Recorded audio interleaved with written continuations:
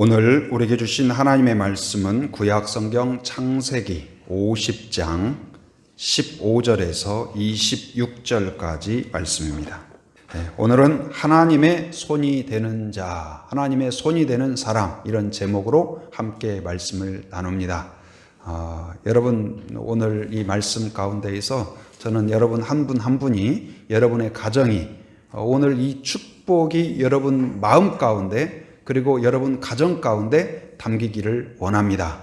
한번 따라서 합니다. 이제 의미는 조금 이따 더 와닿겠지만, 하나님의 손이 되는 사람이 되게 해주시옵소서. 그리고 여러분 자신과 가정에게 이게 소원이 되고 또 기도가 되고 축복이 되기를 바랍니다. 오늘 이제 창세기를 마무리하는 내용인데요. 창세기를 두 조각으로 나눈다면 어디서 나눌까요? 1장부터 11장까지와 그 다음에 12장부터 50장까지로 나눌 수 있을 것입니다. 1장부터 11장까지는 하나님의 창조와 또한 인류의 기원에 대하여서 설명하고 있습니다. 그리고 12장부터 50장까지는 하나님이, 전능하신 하나님이 인간을 통하여서 어떻게 계획하시고 인도하시고 축복하시고 하나님의 선한 뜻이 무엇인가를 가르쳐주는 내용이에요. 그래서 이 12장부터 50장까지는 4명의 족장이 등장을 합니다. 그래서 이 4명의 족장을 통하여서 하나님이 인도하시는 내용인데, 그 사람들은 누구냐면 첫 번째는 아브라함, 두 번째는 아브라함의 아들 누구예요? 이삭. 그리고 그 다음에는 누구예요? 이삭의 아들 야곱. 그리고 그 다음에는 이삭의 아들 누굴까요? 요셉. 이렇게. 여러분, 이 4명, 우리가 그렇게 할 수는 없지만 만약에 여러분 이 4명에게 투표를 한다면, 인기 투표를 한다면 닮고 싶은 사람, 정말 복된 사람 다 훌륭하죠. 아브라함도 그 믿음과 헌신의 사람이고 믿음의 조상이라고 하고, 그리고 그 전적으로 하나님께 드렸던 그러한 믿음의 훌륭한 면이 있습니다. 이삭은 이야기할 거예요. 창세기 22장에서 그 아버지가 나를 제단에 바친다 할 때 나는 거부함 없이 진실함으로 정직함으로 다 드렸다. 얼마나 대단합니까? 야곱은 야복강에서 정말로 기도의 씨름을 통하여서 새로운 이름을 얻었던, 이스라엘이라는 이름을 얻었던 바로 하나님과 함께해서 하나님이 응답해 주신 기적의 역사를 경험한 사람이죠. 대단하죠. 그런데 이 대단한 사람들 중에서 여러분은 누구를 지지하겠어요? 누구에게 투표를 하겠어요? 근데 저는 이 4분들 다 훌륭하고 정말 대단한 믿음이지만 저는 요셉이 정말 대단하다. 요셉에게 정말 매력적이고 영적인 매력이 있어요. 훌륭하다. 그리고 저도 그렇고 요셉 같은 그러한 종이 되게 하여 주옵소서. 그리고 우리 교회가 그런 교회가 되게 하여 주옵소서. 우리 가정마다 그런 은혜가 있게 하여 주옵소서. 근데 아브라함도 이삭도 야곱도 대단하지만 또 사람이라는 게 그렇잖아요. 정말 훌륭한 것이 있으면 또 좀 어리석은 모습이 있어요. 믿음이 뜨거운 그때가 있는가 하면 좀 식어져 있고, 뭔가 이 아브라함이 그 아브라함 맞나 싶은 그때가 또 있어요. 근데 아브라함의 이제 대표적인 그런 모습 중에 하나가 뭐예요? 하나님께 절대적인 헌신과 함께 또 기근이 오고 어려움이 오니까 약속의 땅을 이탈해서 어떻게 해요? 위협이 없는데도 두려움 때문에 자기 아내를 바로에게 넘기고 양과 소를 받고 돈을 받고 결국은 팔아버린 꼴이 되는 이 어리석은 행동을 하는 그 아브라함의 모습을 보여주죠. 이삭도 어때요? 이삭도 이 하나님께 전적으로 자기를 드렸던 위대함이 있는가 하면 어때요? 기근과 어려움 가운데에서 아버지와 비슷한 행동으로 자기 아내를 팔아버리는 어리석은 모습을 보여줘요. 야곱은 뭐 말할 것도 없죠. 어려서부터 약삭 빠르고 이기적이고 자기 걸 위하여서 정말 움켜쥔 그런 사람이죠. 거짓을 그냥 쉽게 생각하고 남을 속이는 것을 일상처럼 그렇게 가졌던 그런 사람이죠. 그럼에도 불구하고 하나님이 그러한 흠이 있음에도 불구하고 긍휼히 여기시고 복을 주시고 사랑하셨다는 사실, 이것이 우리에게는 굉장한 위로와 소망이 되죠. 나 같은 사람도 하나님이 받아주시겠구나. 그런데 이 요셉은 보면은요, 어렸을 때부터 오늘 본문은 무엇이냐? 그가 이제 이 죽음을 맞이하고 하나님 앞에 가는 그 장면까지 나오죠. 그런데 이때까지 요셉에 대해서 구체적으로 어떤 큰 흠을 성경이 지적하지 않아요. 어려서부터 꿈을 통하여 하나님이 주신 그 소망을 품었고, 어려움 가운데에서도, 비난 가운데에서도, 조롱 가운데에서도 하나님이 주신 그 비전과 꿈을 버리지 않았고, 그리고 형들의 조롱과 핍박과 학대 가운데에서도, 그리고 그걸로 인하여서 어마어마한 고난을 겪지만, 인생이 꼬였지만 그 가운데에서 하나님을 원망하거나 또한 이제 그 어떤 절망 가운데 추락하지 않고 여전히 하나님과 감옥 속에서도 동행하였고, 그리고 오늘 높은 자리 그 풍요 가운데에서도 여전히 하나님과 함께하는 정말 멋진 신앙이에요. 멋진 믿음의 모형이에요. 그래서 마치 누구를 모형화한 것 같냐? 바로 예수 그리스도를 모형화한 것처럼, 예수님의 어떤 모형처럼 보여요. 여러분, 그런 의미에서 정말 요셉 같은 그러한 성도가 되길 바랍니다. 한결같은 믿음, 한결같은 헌신, 한결같은 소망, 한결같은 기도, 한결같은 감사, 한결같은 하나님과 동행, 그 한결같음이 여러분에게 있는 그러한 성도, 그러한 가정이 되기를 바랍니다. 그래서 오늘 그를 통하여서, 그를 만나면 사람들이 하나님의 표정을 느꼈어요. 그하고 대화를 나누면 그를 통하여서 하나님이 주시는 용기를 얻었어요. 아, 하나님이 정말 쟤하고 함께 하는구나. 그래서 그가 노예로 팔렸을 때에도, 보디발의 집에 있을 때에도 그 보디발이 자기 집에 전권을 맡길 정도예요. 감옥 안에서도 간수가 이 요셉을 보니까 특별함이 있어요. 그래서 모든 걸 또 맡길 정도예요. 대단해요. 그리고 결국은 어떻습니까? 이 애굽 땅의 총리가 될 정도로 그 가운데에서도 하나님과 함께 있던 정말 멋진 모습을 보여주고 있습니다.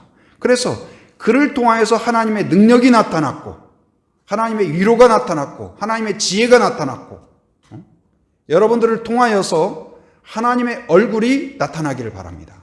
하나님의 마음이 느껴지기를 바랍니다. 하나님의 손이 되어서 능력이 나타나기를 바랍니다. 하나님의 위로가, 축복이, 권면이 나타나기를 바랍니다. 그런데 오늘 요셉은 바로 하나님의 손이 되었는데 어떤 손이냐? 하나님의 편손이 되었다. 하나님의 표신손이 되었다. 한번 따라합니다. 하나님의 표신손이 되라. 하나님의 표신손이 되라. 손, 이게 오묘해요. 이 손 동작 하나에 기분이 좋기도 하고 두렵기도 하고 평안하기도 하고. 여러분, 저 앞에서 예배당에 들어오는데 누군가가 탁 입구에서 이러고 있어봐요. 권투장갑 끼고, 아니면 몽둥이 하나 딱 들고 이러고 있어봐요. 이거 큰일 났다, 빨리 하고 도망갈 거 아니에요. 근데 어떻게 해요? 어서 오세요. 그리고 어서 오세요 이렇게 안내하고 그러잖아요. 근데 이 손동작 하나 가지고 평안을 느끼기도 하고 두렵기도 하고. 여러분, 집에 딱 들어갔는데 그 남편이나 아내가 탁 입구에서 씩씩거리면서 이러고 있어봐요. 아니면 권투장갑 딱 끼고 하나 딱 던져주면서 자, 들어와. 그럼 어떻게 되겠어요? 자녀가 딱 들어왔는데 여러분 딱 장갑 하나 주면서 자, 그럼 어떻게 되겠어요? 집안 분위기가 어서 와라 쓰다듬어주고, 격려하고, 이렇게 또닥여주고. 그러니까 이 손의 터치 하나가 마음이 느껴져요. 손 악수하고 손을 잡아주는 하나가, 아까도 이제 오랜만에 나오는 그 성도님이 계시니까 서로 이렇게 이렇게 그 축복하고 환영하고 그런 모습 보니까 제가 너무 기분이 좋은 거예요. 너무 서로 이렇게 왜 이렇게 오랫동안 안 나왔어요?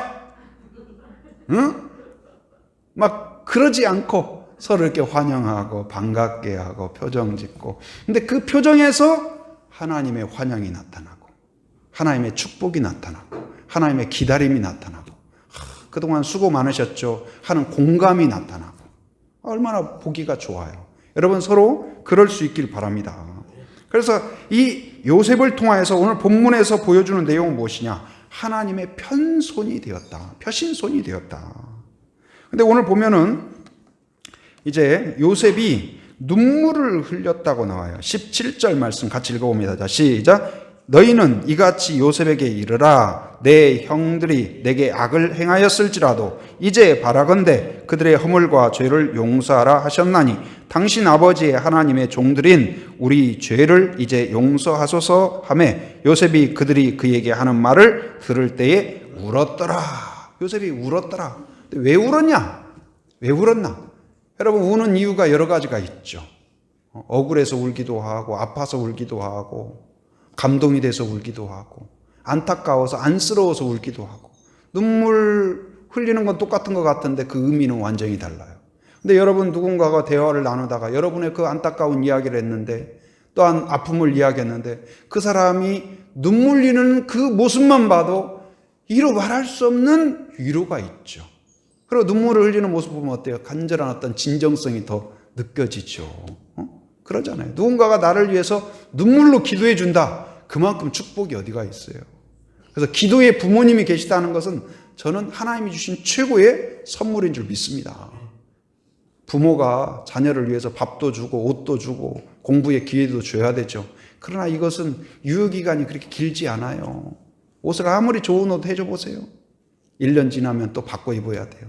근데 기도는 1년, 10년, 100년, 후대의 후대까지 유효기간이 손상되지 않는 것을 믿으시기 바랍니다. 그래서 최고의 축복은 부모의 눈물의 기도예요. 눈물의 축복이에요. 여러분, 그런 부모가 되길 바랍니다. 근데 오늘 내용은 그래요. 지금 이제 요셉이 지금 그 50장에 보면, 창세기 50장에 보면 바로 앞에 어떤 내용이 나오냐면 요셉의 아버지 누구예요? 야곱을 장례한 이 내용이 나와요. 그러니까 아버지를 장례를 끝냈어요. 그러니까 일반적으로 여러분 뭐 가정이나 지인이나 또 뭐 사회적으로도 우리가 보면 장례를, 부모님 장례를 마치고 서로 형제들 간에 정말 아버지 어머니의 사랑을 나누고 축복을 나누고 그 믿음의 향기를 나누고 감사하는 가정. 하나님 감사합니다. 좋은 부모님 주셔서 감사합니다. 우리에게 믿음 주셔서 감사합니다. 서로 이렇게 형제 간에 우애하게 해주셔서 감사합니다.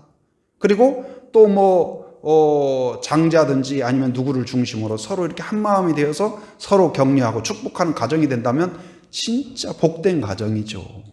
근데 많은 경우에 어떻게 해요? 장례가 딱 끝나고 나면 눈물도 마르기 전에 관심사가 그동안에 있었던 혹시나 뭐 형제 간의 어떤 상처, 아픔 이런 거 나오면서 분위기가 삭막해진다든지 아니면 부모가 남긴 재산 때문에 마음이 상하고 갈등되고 서로 분쟁이 일어나고 그런 경우가 적지 않습니다.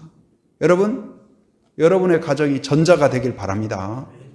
서로. 근데 오늘 요셉의 가정에 이 형제들 안에서 지금 어떤 상황이냐? 아버지 야곱이 돌아가셨어요.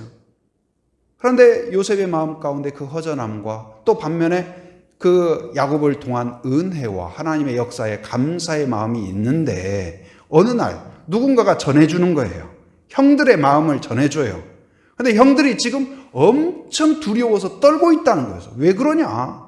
그랬더니 형들이 전해준 메시지가 뭐냐면 아버지, 그러니까 야곱이 그렇게 말을 했다는 거예요. 누구한테? 형들한테. 그래서 형들이 듣고 그것을 전에도 아니고 돌아가시기 전에도 아니고 돌아가신 후에야 직접도 아니고 누군가를 통해서 요셉에게 전했다는 거예요. 근데 제가 생각할 때는 정확하진 않지만 안 그랬을 가능성이 높을 것 같아요. 야곱이 만약에 요셉이 내가 야곱이 죽고 나면 요셉이 분명히 이 형들한테 복수할 거다 이런 생각이 들었다면 아마도 야곱이 살아있을 때 요셉한테 요셉아 너 혹시 어렸을 때 그리고 너를 팔았던 형들에 대해서 앙금이 남아있지 않느냐 그래도 이렇게 하나님이 은혜 주셨으니까 다 풀어버리고 나를 생각해서라도 그 형들을 좀 잘 돌봐주거라 그런 말 하지 않았을까요? 그랬겠죠. 근데 지금 요셉은 듣지 못한 이야기를 형들은 들었던 거예요. 요셉에 대한 이야기인데. 그리고 그것도 직접도 아니고 건너 이렇게 전달해 온 거예요. 그런데 이 이야기를 듣고 지금 요셉이 어떻게 해요? 안타까운 마음으로 형들의 그 두려움과 염려와 불안과 그것에 떨고 있다는 사실에 대하여서 안타까운 마음으로 눈물을 흘리는 내용이 바로 본문의 내용이에요.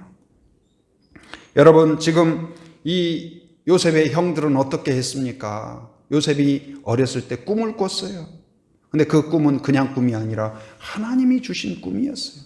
크게는 두 가지 꿈을 소개하고 있죠. 하나는 집단, 이제 볏집, 이렇게 볏단을, 근데 자기가 만든 볏단은 딱 서 있는데 나머지 형제들이 만든 볏단이 그 네 볏단에다 딱 다 절을 하더라는 거예요.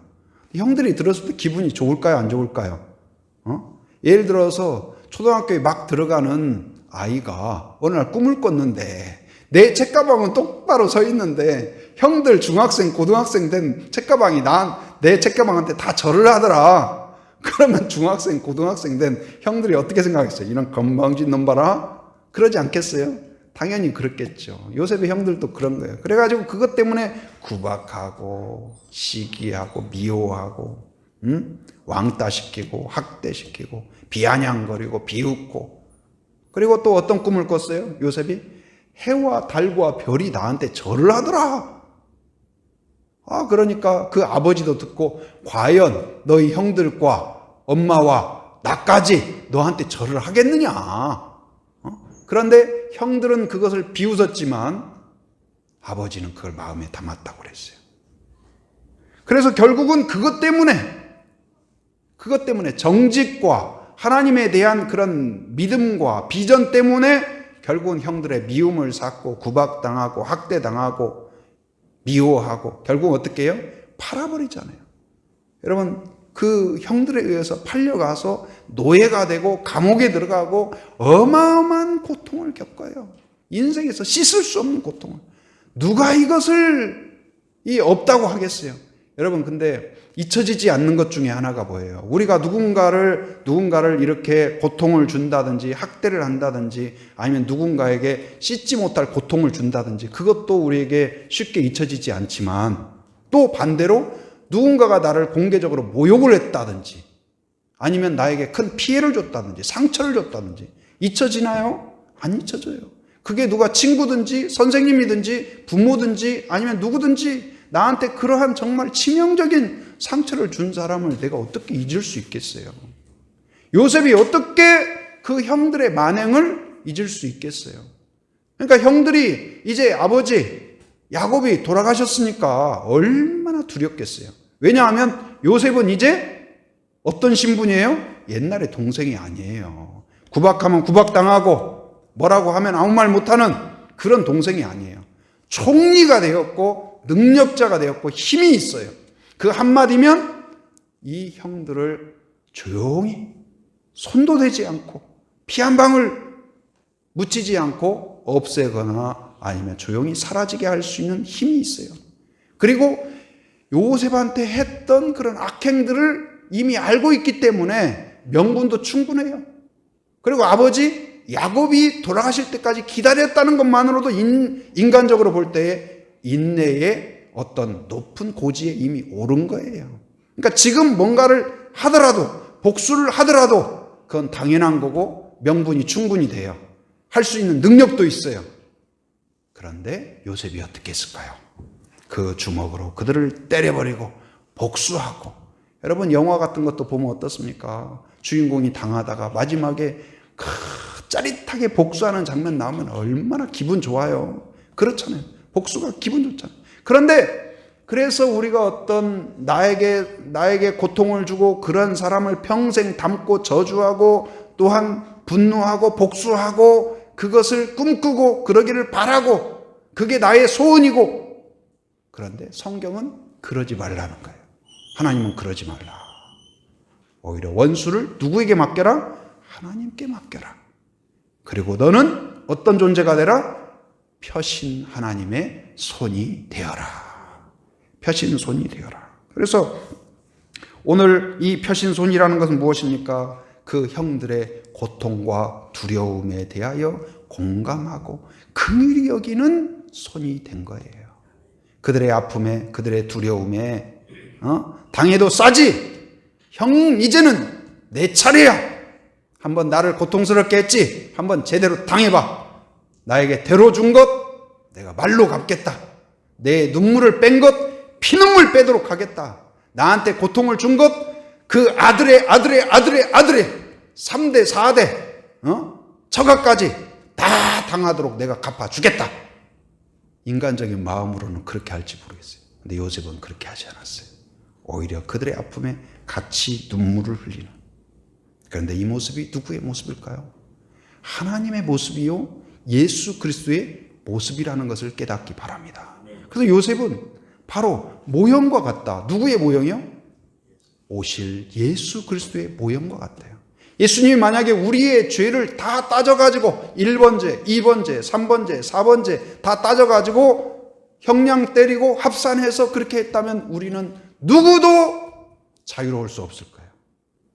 그런데 그 죄 가운데에서 우리가 눈물을 흘리고 두려움에 떨고 있을 때 우리를 찾아와서 함께 울어주시고 우리의 두려움, 우리의 수치, 우리의 그 불안함 가운데 공감해 주시고 오히려 긍휼히 여기시면서 우리의 죄를 위하여서 우리를 십자가에 달아야 되는데 오히려 본인이 십자가에 달리심으로써 우리를 치료하신 예수 그리스도인 것을 믿기 바랍니다. 주님은 그런 분이에요. 근데 오늘 요셉이 그런 모습으로 나타납니다. 그리고 또 이 하나님의 손이 된다는 것은 무엇일까요? 바로 보호와 위로의 손이에요. 아마 이제 아버지 야곱이 돌아가셨으니까 그동안 형들을 위해서 배려했던 것 다 수거해도 돼요. 뭐 크게 복수하지 않는다 할지라도 혜택이나 요셉 때문에 누리는 것들을 다 이제 차단하고 카드도 끊고 전기도 끊고 공급되는 것도 다 끊고 그래도 뭐 누가 할 말이 있겠어요. 그런데 요셉이 뭐라고 할까요? 21절 말씀 같이 한번 읽어봅니다. 자, 시작. 당신들은 두려워하지 마소서. 내가 당신들과 당신의 자녀를 기르리이다 하고 그들을 간곡한 말로 위로하였더라. 두려워하지 마소서. 내가 지금 그 형들이 요구하는 건 뭐예요? 단지 뭐만 하지 말아달라? 복수만 하지 말아달라. 나를 해하지만 말아달라. 그게 요구사항이에요. 그것만 안 해도 우리는 너무 감사해요. 그런데 요셉이 어떻게 이야기해요? 내가 복수를 안 하는 것 그 정도가 아니라 어떻게 해요? 당신들을 보호하겠다. 책임지겠다. 채워주겠다. 함께하겠다. 할렐루야. 근데 이게 누구의 모습일까요? 하나님의 모습인 줄 믿습니다. 우리는 하나님 저의 죄를 용서하여 주옵소서 기도하는데 우리의 죄를 용서할 뿐만 아니라 우리를 하나님의 자녀로 삼아 주신 줄 믿습니다. 우리가 기도하는 그 기도 제목보다도 우리가 상상할 수 없는 하나님의 계획과 은혜를 예비하셨다는 사실을 믿으시기 바랍니다. 그래서 우리가 생각하고 계획하고 꿈꾸고 기도하는 것과는 비교할 수 없는 더 좋은 것, 더 선한 것, 더 풍성한 것 그것을 선포하고 예비하시고 채워주시는 하나님인 것을 믿으시기 바랍니다. 요셉이 뭐라고 선포합니까? 내가 당신들을 기르리이다 보호하리이다 하지 않고 뭐라고 표현했어요? 21절에 내가 당신들과 당신들의 누구를? 자녀를 기르리이다. 여기서 자녀는 그 아들들, 그러니까 조카들만 말하는 게 아니에요. 그 후손들을 말하는 거예요. 그 가정을 말하는 거예요. 그 모든 것을 기르리이다 이 말은 뭐예요? 책임지겠다. 보호하겠다. 내가 할 수 있는 모든 것으로 후견인이 되겠다. 할렐루야. 예수님이 이런 분인 걸 믿으시기 바랍니다. 성령이 이런 분인 걸 믿으시기 바랍니다. 여러분의 그 회개와 여러분을 하나님을 믿는 그 믿음을 보시면서 하나님께서 여러분뿐만 아니라 자녀와 후손과 후손의 후손까지도 기르리이다 함께하리라 복을 주신 걸 믿으시기 바랍니다. 얼마나 놀라워요. 얼마나 감사해요. 여러분, 오늘 말씀을 통하여서 여러분 안에, 여러분의 인생 가운데 어떤 정말 상처를 주고 아픔을 주고 또 복수하고 싶은 간절한 마음이 막 부를 때 일어나고, 기분 좋다가도 그건 막 생각나고, 자다가도 생각나고, 문득 생각나고, 그래가지고 막 그냥 막 혈압이 올라가고 그런 사람이 있을지 모르겠어요. 아니면 누군가에게 상처를 줬던 그런 경우가 있을지 모르겠어요. 여러분, 상처를 줬던 경우가 있다면 첫째는 바로 팔복에 보면 예수님이 가르쳤던 산상수훈에 팔복이 나오죠. 8가지 복이. 근데 그 중에 두 번째가 뭐냐? 애통하는 자는 복이 있나니 그들을 위로할 것이다 그랬어요. 오히려 즐거워하는 자에게 복이 있다 하지 않고 애통하는 자에게 복이 있다는 거예요. 여기서 애통은 무슨 의미일까요? 첫째는 그 애통, 슬퍼하고 안타까워하고 눈물을 흘리는데 무엇을 위해서요? 나의 죄를 하나님께 고백하면서 애통하는 자에게는 복이 있다. 회개하는 자에게는 복이 있다. 여러분, 그 하나님 앞에 그리고 사람들 앞에 이 죄와 또한 상처를 준 게 있다면 먼저는 하나님 앞에 철저하게 회개하고 눈물로 애통하는 자가 되기를 바랍니다. 그러면 하나님은 죄값을 치르게 하는 것이 아니라 자유와 오늘 지금 그 형들에게 자유를 선포하고 필요를 약속한 것처럼 오히려 놀라운 은혜를 채워주실 줄 믿습니다. 또한 이제 무엇을 위해서 기도합니까? 바로 무엇을 위해서 애통할까요? 다른 사람의 아픔과 두려움에 긍휼히 여기는 마음. 긍휼히 여기는 마음은 무슨 마음이에요? 하나님의 마음이에요. 예수님이 오셔서 가르치셨을 뿐만 아니라 고치십니다. 근데 고치실 때 앞에 나오는 자주 등장하는 단어가 무엇이냐? 민망히 여기사. 민망히 여기사. 이게 뭘까요? 긍휼히 여긴다는 말이에요. 불쌍히 여긴다는 말이에요. 그들의 그 처지가, 그 고통을 당함이 너무나 안타까워서 그들을 치료해 주셔요. 그러니까 우리가 잘해서 똑똑해서 그럴만 하니까 뭐 덕볼만 하니까 고쳐주는 게 아니라, 회복시켜주는 것이 아니라 무엇 때문에요? 긍휼히 여기는 하나님의 그 마음 때문에, 사랑 때문에 우리가 그런 은혜 가운데 산다는 걸 기억하고 그 하나님의 펴신 손을 경험한 자로서 이제는 하나님의 손이 되어서 여러분들을 통하여서 오히려 여러분들이 복수할 만한, 아니면 그들을 짓밟을 만한 능력도 있고 힘도 있고 은사도 있고 자리도 있고 명분도 되는 그때에도 오히려 복수를 하나님께 맡기는 요셉처럼, 그리고 오히려 표심팔이 되는 성도가 되기를 바랍니다.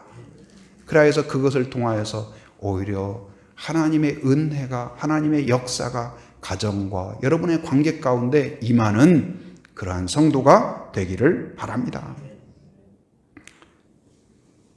나에게 조금만 있으면 다른 사람들을 짓밟고, 또한 나에게 조금만 뭐가 있으면 그걸로 의기양양하고, 그것이 어쩌면 세상이죠. 그러나 성경은, 하나님은 우리에게 이야기합니다. 우리에게 주신 모든 것이 누구의 것이에요? 하나님이 주신 은혜인 것을 믿으시기 바랍니다. 그래서 그것으로 표심팔이 되어서 나의 은사, 나의 힘, 나의 은혜로 긍휼히 여기고 축복하고 나타내고 사람을 살리고 격려하고 또다겨주고 일으켜주고 손잡아주고 그런 성도가 되기를 바랍니다. 하나님의 눈이 있는 곳에, 하나님의 필요가 있는 곳에 내가 다가가서 손을 잡아주고 일으켜주고 축복하고 선한 일을 계획하고 선한 일을 행하는 그런 손이 되기를 바랍니다. 이기적인 성도가 아니라, 나만을 생각하고 내 가정만 생각하는 그런 성도가 아니라 긍휼을 나타내는 하나님의 손길이 되기를 바랍니다. 두 번째는 무슨 손일까요? 바로 가르치는 손이 되라. 한번 따라합니다. 가르치는 손이 되라. 가르치는 손이 되라. 첫 번째는 무슨 손이었어요? 펴신 손이 되라. 펴신 손이 되라. 두 번째는 가르치는 손이 되라. 가르치는 손이 되라. 근데 이 손이 여러 가지예요. 이제 뭐 주먹을 할 수도 있고, 이렇게 이제 우리가 펴신 손이 되라. 이건 위로와 축복과 격려와 일으켜줌과 그런 걸 의미한다면, 가르치는 손은 뭐예요? 이렇게 방향을 가르치는 거예요. 어떤 목표를 가르치는 거예요. 이것이 서로 지적하라는 말이 아니에요. 또 오해해가지고 막 서로 삿대질하고 그러라는 말이 아니고 가르친다. 근데 우리가 뭔가를 볼 때에, 뭔가를 목표물을 볼 때에 굳이 가르칠 필요는 없어요. 내가 그냥 보면 돼요. 근데 가르치는 건 뭐예요? 누군가가 볼 수 있도록 하는 거예요. 저기 봐봐, 저기, 거기. 잘 안 보이는데 그 무슨 건물 옆에 있잖아. 그거. 저 표지판 봐봐, 표지판. 보이지? 가르쳐 주는 거예요. 바로 우리가 하나님의 자녀가 되었다. 하나님이 우리를 통치하신다. 하나님이 우리의 임재하신다. 그건 무엇이냐? 내가 복을 뿐만 아니라 바로 그 방향을 향하여서 다른 사람들이 볼 수 있도록 가르치는 손이 되어야 된다는 의미인 것입니다.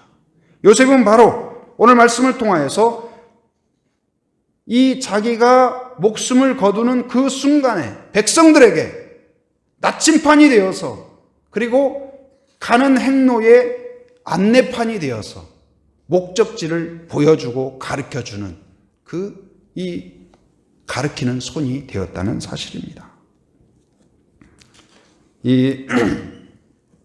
곧 이제 요셉이 어떻습니까? 요셉이 총리가 몇 살이 되었냐? 30살에 되었어요. 와, 대단하지 않아요? 요즘 아무리 열심히 뛰고 달리고 유학하고 그래도 30살에 총리 될 사람이 누가 있겠어요? 근데 하나님의 전적인 은혜로 그가 총리가 되었어요. 그것도 어디예요? 그 당시에 가장 강력한 나라, 부강한 나라 애굽의 총리가 되었어요. 그리고 오늘 지금 이제 돌아가실 때 나이가 몇 살이냐? 몇 살이에요? 성경에 아까 나오는데 몇 살이에요? 110세. 그럼 몇 년이에요? 30세에서 110세. 셈이 어려운가요? 80년이잖아요. 80년. 여러분 80년을 애굽에 살았어요. 80년을 풍요 가운데 살았어요. 애굽의 문화, 애굽의 언어, 애굽의 풍요, 애굽의 시스템 그 가운데 살았어요. 그러면은 이제는 고국의 언어와 고국의 문화와 고국의 신앙을 잃어버린다고 해도 그냥 이해될 만하지 않나요? 이민 가신 지 80년이 됐어요. 그러면 그 나라 사람이 되었고 그 문화가 되었고 그 은혜에 더 익숙하고 그러지 않겠어요? 그게 당연하지 않겠어요? 그런데 요셉은 그렇지 않았어요. 그가 높은 자리에 올랐고 풍요로웠습니다. 얼마든지 거기에 부유함도 있었어요. 그러나 그곳에 안주하지 않았어요. 그의 시선과 그의 마음과 그의 기도는 항상 어디를 향했냐? 하나님의 약속과 하나님의 약속의 땅을 향해 있다는 사실이에요. 우리도 마찬가지입니다. 성도는 무엇일까요? 이 세상에 살지만 이 세상을 영원함으로 여기지 않는 사람이에요. 이 세상에 살지만 먼저 그의 나라와 그의 의를 구하는 성도가 되어야 될 것입니다. 여러분, 이 세상의 풍요를 꿈꾸지만 그러나 그곳에 매몰되어 있는 사람이 되어서는 안 돼요. 우리가 그것을 위해서 기도합니다. 필요를 구합니다. 그러나 그것이 우리에게 영원한 만족이 되지 않는다는 사실을 기억하기 바랍니다. 여러분, 자녀에게 이 요셉이 죽으면서 내가 너희를 위하여서 3대, 4대, 5대까지도 쓸 만큼 풍요로운 재산을 모아놨다. 빌딩도 여러 차례 구입해 놨다. 너희들 그 세만 받아도 앞으로 땀 흘리지 않아도 충분히 살 수 있을 것이다. 그것을 유언으로 남긴 것이 아니라 그런 거 하나도 언급이 없어요. 뭘 언급할까요? 내가 죽었을 때 나의 유고를 너희들이 반드시 그 땅에 갈 터인데 나의 이 유고를 들고 가거라. 세상에 이런 회개망측한 유언이 어디가 있어요?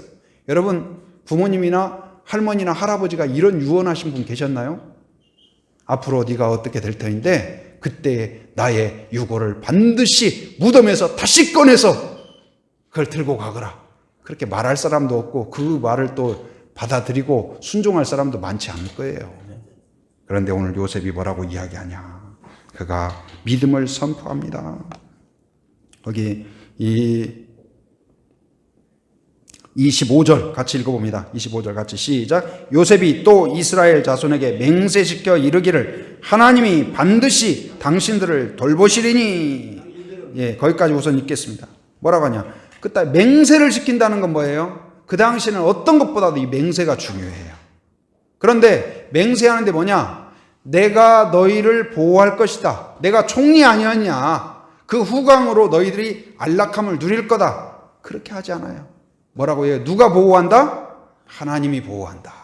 여러분, 부모지만 부모가 자녀를 완전히 보호할 수 없다는 것을 일찍 깨닫기 바랍니다. 하나님이 보호하시고 하나님이 지키신다는 사실을 믿으시고 하나님께 의탁하는 성도가 되기를 바랍니다. 자녀에게 빌딩을 남겨주면 빌딩이 걔를 지켜줄 거라고 생각하는 건 어리석음입니다. 여러분, 하나님이 지켜주셔야 돼요. 하나님의 손이 함께 해야 돼요. 여러분, 그것을 부모도 확신해야 되고 자녀도 그것을 알게 해주세요. 부모 손에 있는 것, 지갑이 관심사가 아니고 하나님의 손에 관심을 갖는 자녀가 될 수 있도록 가르치고 도와주고 끊임없이 바로 여러분이 하나님을 가르치면서 하나님의 뜻을 가르치면서 얘야 하나님을 봐라, 하나님을 봐라, 하나님의 뜻을 사모하라, 네가 저렇게 해야 된다, 기도해야 된다, 하나님을 의지하라, 그것을 가르치고 권면하는 부모가 되기를 바랍니다. 누가 보장해요? 하나님이 보장하셔요. 누가 지키셔요? 하나님이 지키셔요. 누가 양육해요? 하나님이 양육하셔요. 그래서 믿음의 부모들이 한결같이 고백이 보여요. 하나님이 키우셨습니다. 하나님이 지켜주셨습니다. 여러분, 아니에요. 내가 키웠어요. 그러실 건가요? 하나님이 돌보셨음을 여러분 깨닫기 바랍니다. 확신하시기 바랍니다. 또한 내가 돌보지 못하는 그 영역까지도 하나님이 지키고 계심을 믿으시기 바랍니다. 그래야 평안이 있어요. 자유가 있어요. 그래야 소망이 있어요. 그리고 뭐라고 이야기합니까? 25절 아까 그 다음 당신들을 돌보시리니 그 다음 시작 당신들은 여기서 내 해골을 메고 올라가겠다 하라 하였더라. 해골을 메고 올라가래요. 이 땅에 있는 내가 일궈놓은 이 금괴들 내 금고에 담아놓은 것 다 가지고 잘 챙겨서 가거라 하지 않았어요. 땅 문서 내가 잘 숨겨놨다 그거 다 가지고 가거라 그러지 않았어요. 뭘 가지고 가라? 해골을 가져가라. 해골을 가져가라. 그건 무슨 말일까요? 이 땅이 우리의 영원한 처소가 되지 못한다. 하나님은 반드시 우리를 약속의 땅으로 가게 할 것이다. 그런데 이것이 어떻게 되었을까요? 바로 이 해골을 가지고 올라가라 그랬는데 출애굽기 13장 19절에 보면 이 19절에 이제 13장의 내용이 어떤 장면이냐면 이스라엘 백성이 출애굽을 하게 되죠. 근데 갑작스럽게 출애굽을 해요. 그러다 보니까 이제 막 내일 먹을 거 앞으로 광야에서 먹을 것이 없을 텐데 막 그래서 반죽을 막 급히 해요. 급히. 근데 밀가루 있는 대로 반죽을 했어요. 가지고 매고 이고 지고 가는데 반죽을 해서 어떻게 해요? 보통 빵을 만들 때 그냥 반죽해가지고 바로 빵 만들면 맛이 없어요. 그래서 거기다가 이스트도 넣고 뭐 이렇게 발효시켜가지고 하잖아요. 그런데 그럴 겨를이 없는 거예요. 그래서 그때 이제 그 무교병을 먹는 이제 무교병 발효되지 않은 걸 먹잖아요. 그걸 가지고 가고. 근데 그 틈에도 모세가 잊지 않고 챙겨간 게 있어요. 뭘까요? 밀가루가 아니고 이스트가 아니고 뭐예요? 이 요셉이 명령한 선언한 이것이 몇 년 후에요?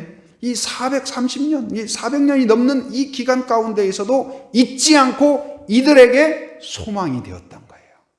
이들에게 약속이 되었어요. 이들에게 표지가 되었어요. 여러분, 여러분의 믿음의 선포가 자녀들에게 하나님을 바라보는 방향이 되기를 바랍니다. 축복이 되기를 바랍니다. 그래서 이 지금 출애굽기 13장 19절에 보면 모세가 요셉의 유고를 가졌으니 그러니까 나가면서 지금 가지고 있다는 말이에요. 그 이유는 요셉이 이스라엘 자손으로 단단히 맹세하게 하여 이르기를 하나님이 반드시 너희를 찾아오시리니 너희는 내 유고를 여기서 가지고 나가라. 할렐루야. 바로 요셉의 선포대로 요셉의 축복대로 이스라엘은 하나님의 은혜로 구원받은 줄 믿습니다. 여러분, 요셉은 죽으면서까지 바로 이 땅에 소망을 두라가 아니라 하나님의 뜻을 바라보도록 바로 손을 가리켜서 하나님을 가리키고 하나님의 뜻을 가리키고 하나님의 목적을 가리키고 그들이 나가야 될 하나님의 방향을 가리킨 줄 믿습니다. 여러분, 믿음의 성도는 어떤 사람일까요? 하나님의 손이 되는 성도가 되어야 될 것입니다. 어떤 손이요? 표신손이 되길 바랍니다. 여러분이 갖고 있는 은사, 구원, 축복, 모든 것이 있다면 어떤 명분에도 불구하고 긍휼을 받은 자로서 긍휼히 여기는 손이 되길 바랍니다. 복을 받은 자로서 복이 되길 바랍니다. 같이 울어주고 손을 잡아주고 격려하고 일으키고 축복하는 그러한 손이 되길 바랍니다. 그러면 여러분들을 통하여서 우리의 이웃들은 또 주변의 다른 성도들은 하나님의 온기를 느끼게 될 것입니다. 여러분, 그런 성도, 그런 교회가 되길 바랍니다. 두 번째는 뭐였어요? 바로 가르치는 손이 되라.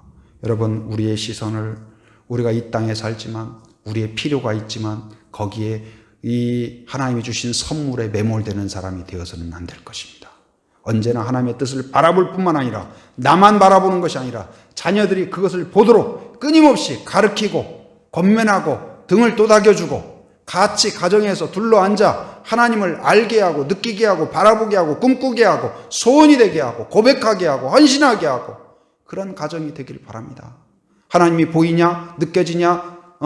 하나님의 손이 보이냐? 하면서 끊임없이 성경을 가르쳐주고 깨우쳐주고 해석해주고 내가 만난 하나님을 간증하고 격려하고 축복하고 기도하고 응답받은 것을 나누고 그것이 다 가르치는 손이에요. 함께 예배하고 또 쓰다듬어주고 기뻐하고 함께 찬송하고 이게 다 가르치는 손이에요. 여러분 가정이 그렇게 되길 바랍니다.